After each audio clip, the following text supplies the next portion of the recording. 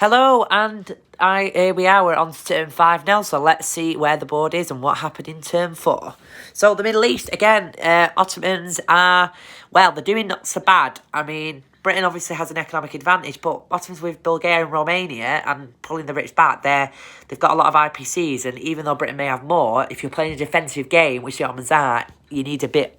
It could be quite a long time. I was saying about 4 turns a bit ago for the Ottomans to fall. It could be a bit longer. I mean, it never may fall. I don't know, but we will have to see. But the Austro-Hungarians and the Germans are going to have to worry about something in a minute, and I'll get onto that.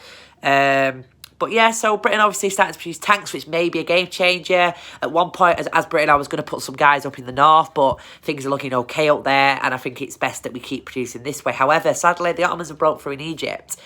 I put 2 guys there from Britain, one from Italians and one from Britain, and I hoped that they would get 2 hits. They got none. So obviously the Ottomans have now got 2 infantry, 3 artillery versus basically 4 guys, which is obviously, nowhere near enough. So obviously I'm assuming the Allies will plop all of them in Anglo-Egyptian Sudan and just hope that the Ottomans, if they want to get Libya, they'd have to go into there, and obviously, that'd be quite even. I think that it will maybe force us to go into a battle and see who wins, and I don't think the Ottomans are going to do too much damage, but it's just something to note.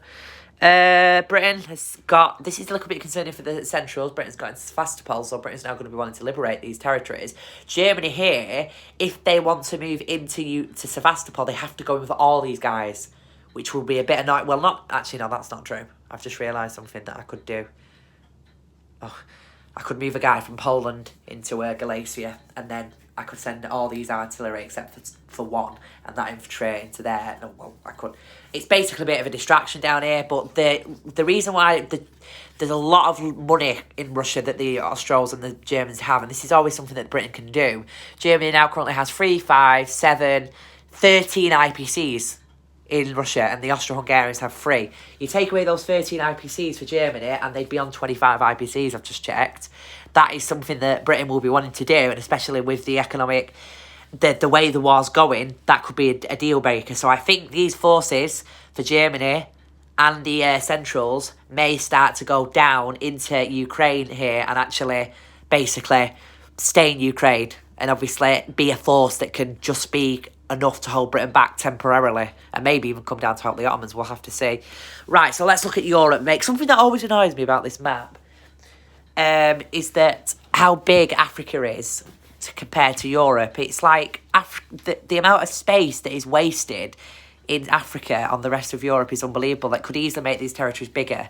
Africa is something that you will look at once every turn for the people who are involved down there and just try and get some IPCs. It's pointless. I think what would be best is if you actually just had North Africa and you actually made these territories valued more. I know Germany's 4 IPCs down here, and Britain, they could be compensated, but it makes so maybe Egypt is worth a lot more, and I just feel like Africa could become a lot more important if there was less territories.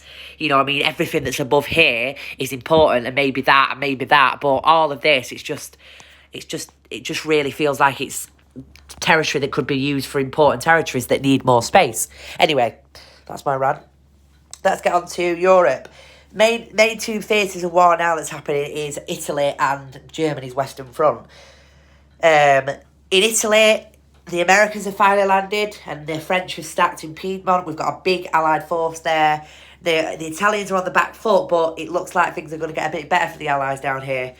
Germany and the Austro-Hungarians could retreat, but I don't think that's a good idea. I think it's best to just hold the Americans and French down here as long as possible, because obviously up in the Western Front here, it's like, so obviously things are, I don't know, I still think the Allies are going to win.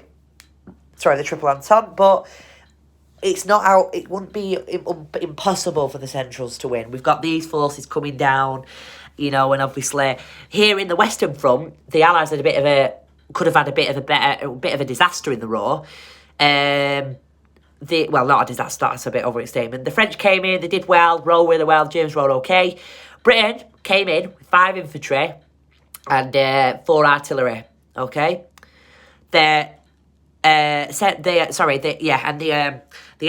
Germans here had 1 infantry, 2 artillery and 2 fighters, okay? Both the artillery and for Britain hit. Okay, for Germany hit. That's 3 hits. The fighter, the two German fighters killed the British fighter. The British fighter took 1 casualty. Then the German fighter can then strafe the Allies. Got hit on 2. 4 hits. The Brits, they got 1. They really would have given Rose to the French, but that's held. So obviously Germany now will probably be able to come in. Well, not do much, but just keep holding them back because, you know, I don't know. I think Britain really wants to like commit a lot more to Europe, but if they do, I think the danger is that the Ottomans are gonna. Maybe there's gonna have to start prioritising. But you know, if the Ottomans can send just a bit more to Africa, that could be very dangerous. America, it seems to be setting up is planning to set up and maybe get a few more IPCs in Spain and attack Spain to get 4 more IPCs because they've currently got 12 transports on them. Well, my strategy with America is trying to get a 12 transport shock where we can send forces into Marseille every turn and be 4 infantry and 4 artillery.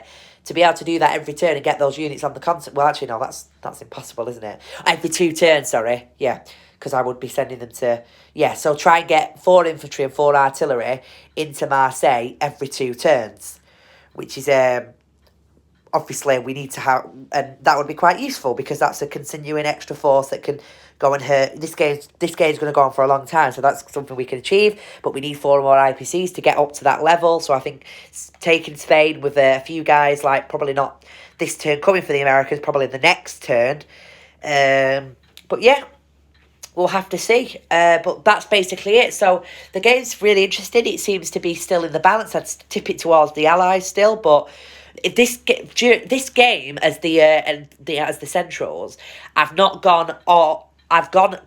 committed. The one thing I've done differently for the Germans is probably as the Austro-Hungarians, I've committed a bit more towards Russia and compensated Italy for Germany and sent Germany's original 12 infantry and 2 artillery from the Ruhr, and I think I sent the 6 infantry and 2 artillery from Alsace into Italy. Normally, in this game, I send all those guys to France and all the rest to Russia, and we end up with Russia falling a bit less sooner, but being a bit more better position on the Western Front here. But like I said, we're on turn 5 now. You know, things are getting interesting, like I said, but we'll see who wins the game. Thank you. Bye-bye.